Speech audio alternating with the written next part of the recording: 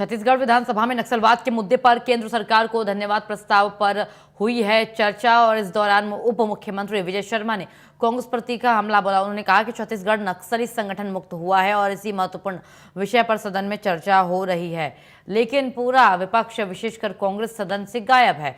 विजय शर्मा ने कहा कि वो सदन में उन नक्सलियों के नाम बताने आते हैं जो झीरम घाटी पहले हमले में शामिल थे और जिन्हें बाद में सुरक्षा बलों ने न्यूट्रलाइज किया। उनके मुताबिक कांग्रेस अपने ही जवानों के शौर्य और बलिदान की कहानी सुनना नहीं चाहती थी, इसीलिए चर्चा के दौरान सदन में मौजूद नहीं है।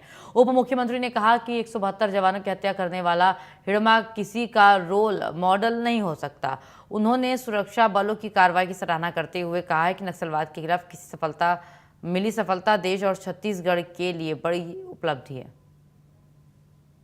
मुक्त हुआ है और इस समय आज बड़ा ही महत्वपूर्ण एक प्रस्ताव सदन में था जिस पर चर्चा थी, परंतु आश्चर्यजनक ढंग से फिर से आज पूरा विपक्ष कांग्रेस पूर्णतः गायब रही। मैं उन लोगों के नाम लेकर आया था कि मैं वो बताता कि दरभा डिवीज़न का जगदीश और उसके सारे साथियों को जिन्होंने झीरम का कांड किया था, किस तरीके से हमारे आर्म फोर्सेस के जवानों ने न्यूट्रलाइज कर दिया, वो ये बताना चाहता था। लेकिन झीरम के इस विषय पर अपने ही आर्म फोर्सेस के अपने ही जवानों की शौर्य गाथा शायद सुनना नहीं चाहते थे, इसलिए गायब रही पूरी कांग्रेस।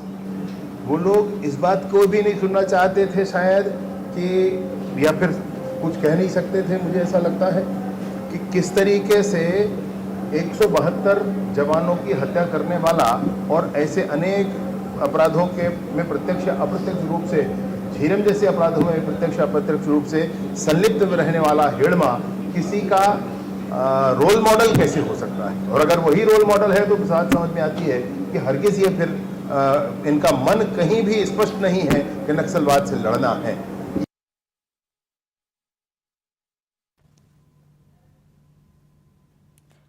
बालाघाट के गिरनापुर थाना पुलिस ने विधवा